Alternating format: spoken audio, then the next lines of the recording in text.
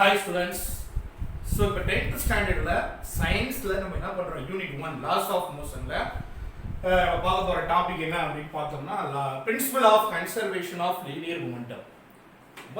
What you mean conservation அப்படின்னு நம்ம தெரிஞ்சுக்கணும். அதுக்கப்புறம் மொமெண்டம்னா என்னன்னு தெரிஞ்சுக்கணும்.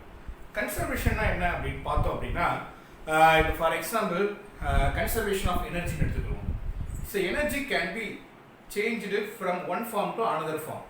அப்படி தெரியும் இல்லையா? இப்போ ஃபார் எக்ஸாம்பிள் நம்ம என்ன பண்ணலாம், சன் எடுத்துக்குவோம். சன்லேருந்து நம்ம கிடைக்கக்கூடிய எனர்ஜி என்ன?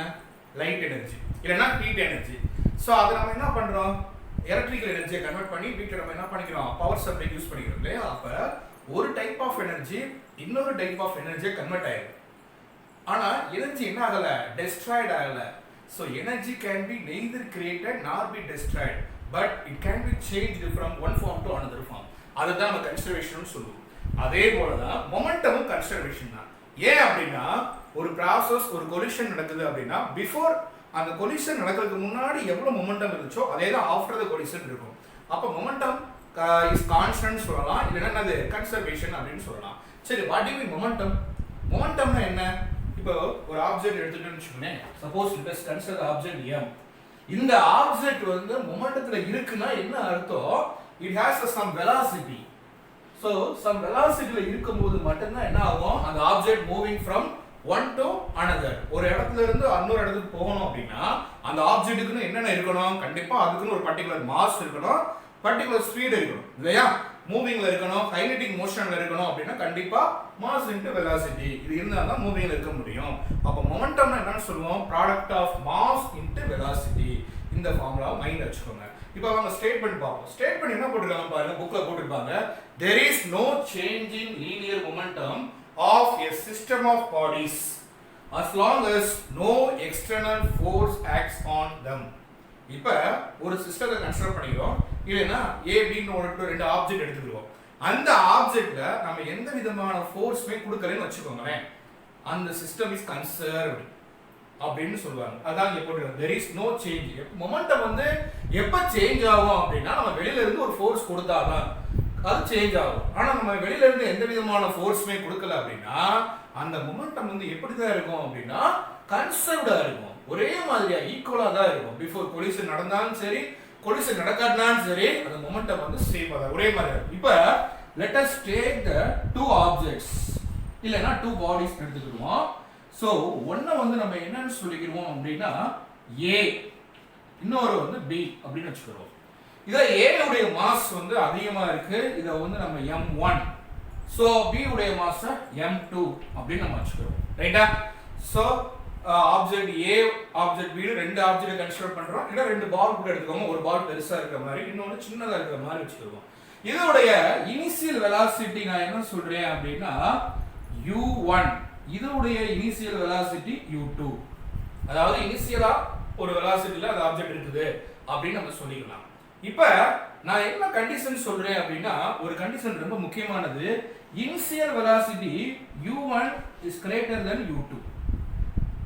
அப்படிதானே? ஏன் அப்படி நம்ம சொல்றோம், பார்க்கும்போதே தெரியுது இந்த ஆப்ஜெக்ட் உடைய மாஸ் வந்து பெருசா இருக்கு, இந்த ஆப்ஜெக்ட் மாஸ் சின்னதா இருக்குது. சோ அப்ப கண்டிப்பா வந்து இதுக்கு வந்து பர்టిక్యులர் ஸ்பீட்ல வெளிய வரும், இது பர்టిక్యులர் ஸ்பீட்ல வெளிய வரும். நான் என்ன அஸ்யூம் பண்ணிக்கிறேன் அப்படின்னா இந்த மாஸ் A இருக்கு இல்லையா, ஐ மீன் A ஆப்ஜெக்ட் A வந்து B விட அதிகமான ஒரு ஸ்பீட்ல வருது அப்படின்னு அர்த்தம். அப்ப U1 அப்படினா என்ன அர்த்தம் அப்படின்னா இனிஷியல் வெலாசிட்டி யாருடையது ஆஃப் A. U2 அப்படினா என்ன அர்த்தம், இனிஷியல் velocity யாருடைய velocity of B. ஆனா என்ன கண்டிஷன் சொல்றோம், U1 should be greater than U2 அப்படினு ஒரு கண்டிஷன்ல சொல்றோம். இதுல M1 M2 அப்படினா என்ன அர்த்தம், M1 M2 அப்படின்றது masses of bodies A and B. masses of bodies A and B. So நம்ம A B ரெண்டு ஆப்ஜெக்ட் எடுக்கிறோம் இல்லையா, அந்த ஆப்ஜெக்ட் உடைய மாஸ் ஒன்னு M1 வச்சுக்கிறோம், இன்னொன்னு M2 வச்சுக்கிறோம். ரைட்டா? அப்ப A B ன்றது two ஆப்ஜெக்ட்ஸ். இதெல்லாம் நம்ம சொல்லிரோம் நம்ம வந்து முன்னாடியே. So A and B the two objects நம்ம கன்சிடர் பண்ணக்கூடிய two object A and B, M1 M2ன்றது masses of the bodies A and B, U1 U2ன்றது initial velocity. After some time என்ன ஆகும் அப்படின்னா இந்த A வந்து B மேல ஒரு ஃபோர்ஸ் ஆட் பண்ணும். சரியா? சோ அடுத்து நான் என்ன சொல்றேன், Aவும் Bயும் என்ன பண்ணுது, ஒன்னோட ஒன்னு மோதுது. இந்த மாதிரி வச்சுக்கிறோமே. சப்போஸ் இவர் A இவர் B வச்சுக்கிறோம். இவர் A வந்து B மேல ஒரு ஃபோர்ஸ் ஆட் பண்ணுது. அந்த ஃபோர்ஸை நான் FA, பதிலுக்கு B வந்து A மேல ஒரு ஃபோர்ஸ் ஆட் பண்ணுது FB அப்படின்னு நம்ம சொல்லிடலாம். சோ அது மூலம் இவங்களுடைய மாஸ் அப்படியே போடணும். புரியுதா? அதாவது நம்ம என்ன சொல்லுவோம், இப்போ கையில ஒரு பால் இருக்குன்னா இந்த பால்ஸ் நோக்கி எறிகிறேன், ஒரு சோத்தை நோக்கி எறிகிறேன் அப்படின்னா அது அப்படியே வராது, திருப்பி என்ன ஆகும், என் கைக்கு ரிட்டர்ன் ஆகும். அப்ப நான் வால்ஸ் மேல ஒரு ஃபோர்ஸ் ஆட் பண்றேன், பதிலுக்கு வால்ஸ் என்ன பண்ணுது, அந்த பால் மேல ஒரு ஃபோர்ஸ் ஆட் பண்ணுது. அதே மாதிரி தான் இந்த A வந்து B மேல ஒரு ஃபோர்ஸ் ஆட் பண்ணுது, கொலிஷன் ஆகுது. சோ பதிலுக்கு B என்ன பண்ணுது, A மேல ஒரு ஃபோர்ஸை எக்ஸ்பீரியன்ஸ் பண்ணுது அப்படின்னு. சரி, இப்போ ஃபோர்ஸ் கொடுத்துருச்சு, அப்ப அந்த ஆப்ஜெக்ட் என்ன ஆயிரும், மூவ் ஆயிருமா? ஆப்ஜெக்ட் வந்து மூவ் ஆயிரும். சோ மூவ் ஆகும்போது என்ன பண்ணும், இது ஒரு பர்టిక్యులர் ஸ்பீடுல போகும், இது பர்టిక్యులர் ஸ்பீடுல போகும் சொல்லலாமா? That is initial. இது வந்து நம்ம என்ன சொல்லுவோம், இனிஷியல் சொல்லுவோம் இல்லையா? தட் இஸ் v1 v2ன்றது என்னன்னா final velocities of A and B. So ஃபைனலா என்ன பண்ணுது, சோ ரெண்டு பேருமே ஒரு பர்టిక్యులர் velocitiesல மூவ் ஆகுறாங்க. சரியா? சோ ஒரு டயகிராம் வரையறப்ப டயகிராம்ல நமக்கு வந்து பிசிக்ஸை பொறுத்தவரை கான்செப்ட் ரொம்ப முக்கியமானது. ஃபர்ஸ்ட் நம்ம என்ன பண்றோம், A and Bன்றது ரெண்டு ஆப்ஜெக்ட் எடுத்துக்கிறோம், அதோட மாஸ் வந்து m1 m2. சோ m1 வந்து பெருசாவும் m2 ஸ்மாலாவும் வச்சுக்கலாம். ஐ மீன் ஆப்ஜெக்ட் A பெருசு, ஆப்ஜெக்ட் B ஸ்மால். ரெண்டு பேருமே என்ன பண்றாங்க, u1 u2ன்ற ஒரு பர்టిక్యులர் வெலாசிட்டில மூவ் ஆறாங்க.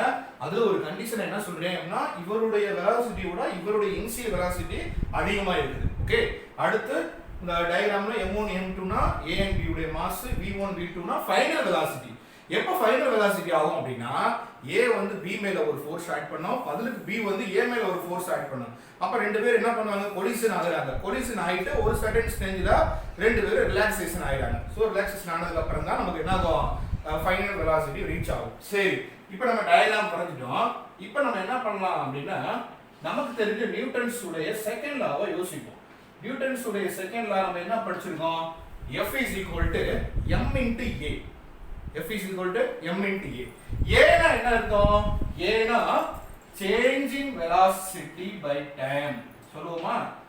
ஏனா என்னது, rate of change of velocity, rate of change in velocity சொல்றோம். அதாவது ஒரு செகண்ட்ல எவ்வளவு velocity சேஞ்ச் ஆகுது. இப்போ உதாரணத்துக்கு இந்த சாப்பீஸ் இருக்கு, இந்த சாப்பீஸை நான் இந்த இடத்துல இருந்து நான் டிராப் பண்றேன்னு வச்சுக்கோமே. சோ இந்த இடத்துல வந்து velocity அதிகமா இருக்கும், போக ஸ்பீட் வந்து குறைஞ்சிட்டே போகும். எர்த்ல விழும்போது ஸ்பீட் கம்ப்ளீட்டா ஜீரோ ஆயிடும். அப்ப velocity சேஞ்ச் ஆகுதா, அதை தான் நம்ம என்ன சொல்றோம், ஆக்ஸலரேஷன்.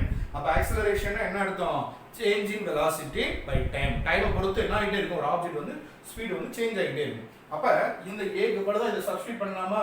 அப்ப பண்ணா என்ன கிடைக்கும் நமக்கு, F is equal to m into v minus u by t. இது நமக்கு தெரிஞ்சது நியூட்டன்ஸ் உடைய செகண்ட் லால நம்ம படிச்சிருக்கோம். இந்த கான்செப்ட் தான் நம்ம படிச்சிருக்கோம். நியூட்டன்ஸ் உடைய செகண்ட் லால என்ன படிச்சிருக்கோம், F is equal to m into v minus u by t. இப்ப force on B due to A.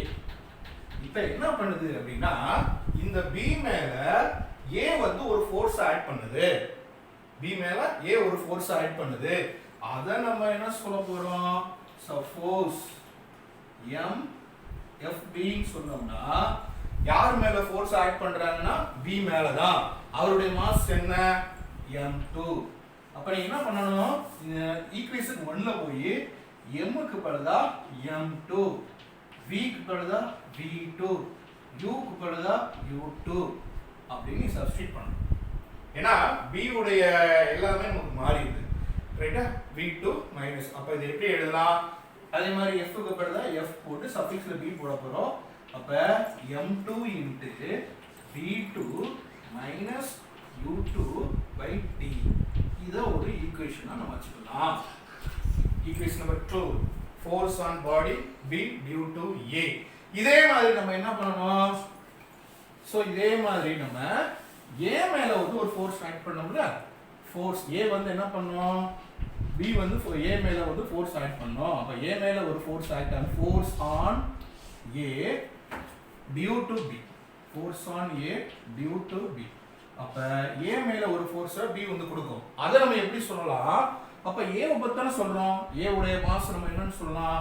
M equal to M1, V equal to V1, U equal to U1. எல்லாமே 1 1 1. ஏன்னா அவர் A ல தான் அந்த force act ஆகுது. So அப்ப F க்கு பதிலாவும் நம்ம என்ன பண்ணனும்? FA is equal to நம்ம என்ன பண்ணலாம்? M1 V1 minus U1 by D. This is equation 3 னு வச்சுக்கலாம். So equation 1 ல தான் some changes apply பண்றோம். B மேல ஃபோர்ஸ் ஆக்ட் ஆச்சுனா எல்லாமே 2 2 எடுத்துக்குவோம். A மேல ஃபோர்ஸ் ஆக்ட் ஆச்சுனா எல்லாமே 1 1 1 அப்படி நம்ம எடுத்துக்கலாம். சரியா? சரி. இப்போ நம்ம ஈக்குவேஷன் 1 and 3 இதுல என்ன ஆக்ஷன் அப்படினு பார்த்தோம் அப்படினா A வந்து B மேல பண்றது ஆக்ஷன் வச்சுக்குவோம். பதிலுக்கு B வந்து A மேல பண்றது ரியாக்ஷன் வச்சுக்குவோம். ரைட்டா? அப்ப we know that Newton's third law. We know that Newton's third law. Newton's third law நம்ம என்ன படிச்சிருக்கோம்? Every action should be equal to opposite reaction. அப்படிதான் படிச்சிருக்கோம். சோ இப்போ என்ன பண்ணலாம்னா நியூட்டன்ஸ் உடைய third law அப்ளை பண்ணுவோம். அதாவது என்ன அப்படினா A ப்ரொடியூஸ் பண்ணக்கூடிய ஃபோர்ஸ் ஆக்ஷன், B ப்ரொடியூஸ் பண்ணக்கூடிய ஃபோர்ஸ் வந்து ரியாக்ஷன் அப்படினு சொல்லிடலாமா? அதாவது action is equal to reaction. Reaction எப்படி தான் இருக்கும்? இப்போ நம்ம ஃபோர்ஸ் இப்படி இது இந்த டைரக்ஷன்ல போகுது. A வந்து B மேல கொடுக்கக்கூடிய ஃபோர்ஸ், பதிலுக்கு B வந்து A மேல கொடுக்கக்கூடிய இப்படி ஆப்போசிட்ல வருமா? அப்ப ரெண்டுமே வந்து எதிரெதிர் திசை. அப்ப ஆக்ஷனை நீ அப்படியே போடணும், ரியாக்ஷனை போடும்போது மைனஸ் போடணும். ஏன் மைனஸ் போடுறோம்? அது ஆப்போசிட் வருது. ரைட்டா? இப்போ FA க்கு பதிலா நம்ம என்ன பண்ணலாம்? ஈக்குவேஷன் 3 அப்படியே எழுதலாமா? ஈக்குவேஷன் 3 க்கு என்ன இருக்குது? M1 V1 minus U1 by T minus அப்படியே போட போற. FA க்கு பதிலா ஈக்குவேஷன் 2 அப்படியே எழுது. M2 V2 minus U2 by T. ரைட்டா? So FA is equal to minus A. Substitute பண்ணலாம். இப்போ T வந்து ரெண்டுலயுமே இருக்கு. T கேன்சல், டைமை கேன்சல் பண்ணிடலாம். சோ டைமை கேன்சல் பண்ணிட்டு இந்த M1 ன V1 ன மல்டிப்ளை பண்ணு. M1 V1. அடுத்து செகண்ட் இங்க ஒரு மைனஸ் இருக்கு. அடுத்து பாரு இந்த M1 வந்து U1 வச்சு மல்டிப்ளை பண்ணு. M1 U1. அதே மாதிரி இங்க M2 minus M2 V2 அடுத்து மைனஸ் M2 U2 போடலாமா? சரி இங்க மைனஸ் இன்டு மைனஸ் பிளஸ் ஆயிரும்ல, பிளஸ் M2 U2. இப்போ U1 அதாவது இனிஷியல் வெலாசிட்டி ஃபுல்லா ஒரு பக்கமாவும் ஃபைனல் வெலாசிட்டி ஃபுல்லா ஒரு பக்கமாவும் கொண்டு போயிரு. சரி இப்போ மைனஸ் M1 U1 இருக்கா? இந்த மைனஸ் M1 U1 நம்ம அந்த சைடு கொண்டு போயிடுவோம். அதாவது இந்த சைடு உள்ள M2 U2 இப்போ இப்படி எழுதிக்கலாமா? சரி உனக்கு நம்ம புரிஞ்சுக்கிற போது இந்த மைனஸ் M1 U1 அந்த சைடு கொண்டு போ. பிளஸ் M1 U1 ஆயிருமா? ஆல்ரெடி அந்த M2 U2 அப்படியே போடலாம். சோ என்ன பண்ணுங்க, இந்த M2 U2 நான் அப்படியே போட்டுட்டேன். இந்த சைடு இருக்கக்கூடிய மைனஸ் M1 U1 அந்த சைடு கொண்டு போய் பிளஸ் ஆயிடுது. சரி இப்போ இந்த சைடு என்ன இருக்குது? M1 V1 பிளஸ் இருக்குது, அப்படியே இருக்கட்டும். இப்போ இந்த சைடு மைனஸ் M2 U2 இருக்கு இல்லையா? அது இந்த சைடு கொண்டு பிளஸ் ஆயிருமா? M2 V2. இதை ரீஅரேஞ்ச் பண்ணு. ரீஅரேஞ்ச்னா என்ன அர்த்தம்? இனிஷியல் வெலாசிட்டி தான முதல்ல வரணும். அப்ப M1 U1 plus M2 U2 which is equal to M1 V1 plus M2 V2. So இதுதான் நமக்கு தெரிஞ்சது. நம்ம எக்ஸ்டர்னலா இந்த பால் மேல அந்த ரெண்டு ஆப்ஜெக்ட் மேல நம்ம எக்ஸ்டர்னலா எந்த ஃபோர்ஸ்மே ஆட் பண்ணல. நம்ம வெளியில இருந்து ஏதாவது ஃபோர்ஸ் கொடுத்தோமா? கொடுக்கல. ஆனா அங்க என்ன ஆகுது? A B மேல ஒரு ஃபோர்ஸ் கொடுக்குது, B A மேல ஒரு ஃபோர்ஸ். அவங்க ரெண்டு பேரும் இன்டர்னலா கொடுத்துட்டாங்களே தவிர நம்ம எக்ஸ்டர்னலா எந்த ஃபோர்ஸ்மே கொடுக்கல. அப்ப எக்ஸ்டர்னலா force as long as the any external force acts on the object there is no changing momentum. அதான பிரின்சிபல் படிச்சோம். மொமெண்டம் வந்து என்ன ஆகாது? சேஞ்ச் ஆகாது. சோ மோதலுக்கு முன்னாடி அதோட மொமெண்டம் எவ்வளவுன்னு பாரு. M1 U1 M2 U1 before collision. So நீ முடிக்கும்போது என்ன பண்ற?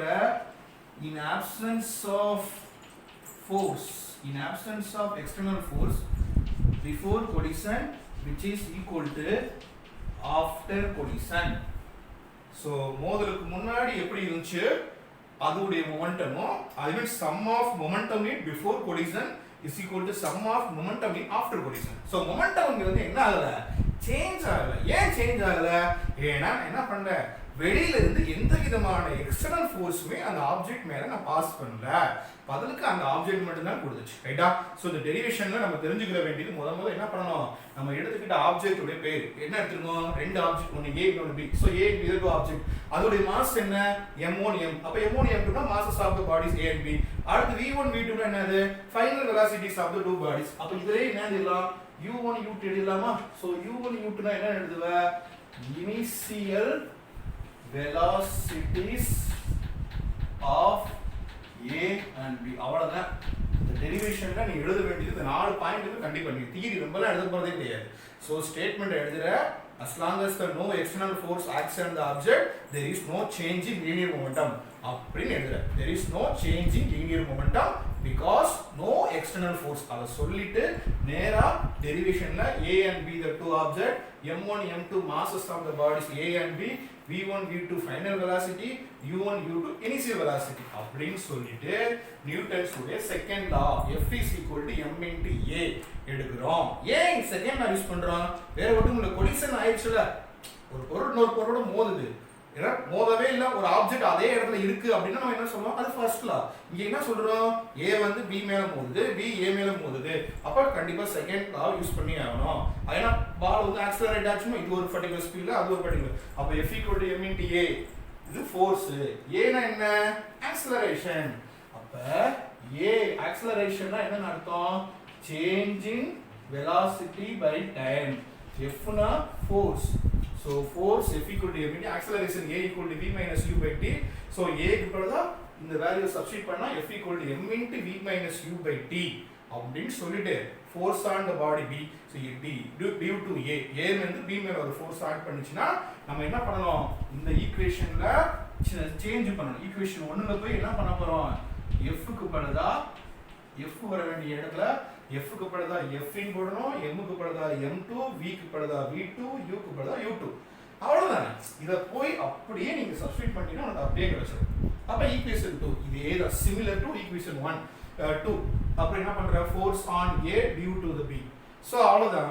M க்கு பதிலா இங்க F க்கு பதிலா என்ன போடணும், F க்கு பதிலா F இன் போட போறேன். அப்படியே ஈக்குவேஷன் 1ல போய் இத ஃபுல்லா சப்ஸ்டிட்யூட் பண்றேன். சப்ஸ்டிட்யூட் பண்ணா F வர வேண்டிய இடத்துல FA, M வர வேண்டிய இடத்துல M1, V வர வேண்டியது V1, U வர வேண்டியது U1 by T. இப்போ நியூட்டன்ஸ் உடைய தேர்ட் லா, ஃபர்ஸ்ட் நம்ம என்ன பண்றோம், செகண்ட் லா, அடுத்து third law. Third law action reaction. அப்ப action FA, reaction minus FB. சரியா? A தான ஃபர்ஸ்ட் இருந்துச்சு, ரெண்டு ஆப்ஜெக்ட் இருந்துச்சு இல்லையா, A இப்படி போகும், அதுக்கு B வந்து இப்படி ஒரு ஃபோர்ஸ் கொடுக்கும். அப்ப A தான் first, FA is equal to minus FA. A உடைய டைரக்ஷன் இது, B உடைய டைரக்ஷன், அதனால மைனஸ் போட்டோம். சோ அவ்வளவுதான். ஈக்குவேஷன் 2 3 அப்படியே இங்க சப்ஸ்டிட்யூட் பண்ணிருக்கோம். ரைட்டா? சப்ஸ்டிட்யூட் பண்ணோம்னா நமக்கு அழகா ஃபைனலா என்ன கிடைக்குது, before collision equal to after collision. So momentum is always conserved. Conserved னா constant, constant னா same. முன்னாடி எப்படி இருந்துச்சோ பின்னாடி. ஆனா என்ன கண்டிஷன், வெளியில இருந்து எந்த விதமான எக்ஸ்டர்னல் ஃபோர்ஸ் ஆக்ட் ஆகல. இந்த total principle of conservation of மொமெண்டத்தை தான் எங்க யூஸ் பண்ணுவாங்க அப்படின்னு பார்த்தோம்னா ராக்கெட் ப்ரொபல்ஷன்ல யூஸ் பண்ணுவாங்க. ஏன்னா ராக்கெட் ஓடவ என்ன ஃபோர்ஸ்ல போதோ அத லாஸ்ட் வரைக்கும் போகும். வெளியில இருந்து யாருமே என்ன பண்ண மாட்டோம், ஆப்ரேட் பண்ண மாட்டோம். ஏன்னா ராக்கெட் என்ன பண்ணணும், எர்த் அட்மாஸ்பியரோட தாண்டி அது போயிட்டே இருக்கும், ஸ்பேஸ் வரைக்கும் போயிட்டு இருக்கும். அப்ப அங்கெல்லாம் யாருமே என்ன பண்ண முடியாது, எந்த விதமான ஃபோர்ஸ் கொடுக்க முடியாது. ஸோ வெளியில இருந்து எந்த விதமான ஃபோர்ஸ் ஆக்ட் ஆகாது. ஸோ அப்ப என்ன மொமெண்டம் கொடுத்தோமோ அது லாஸ்ட் வரைக்கும் மெயின்டைன் ஆகும். Because there is no change in external force. Okay, thank you.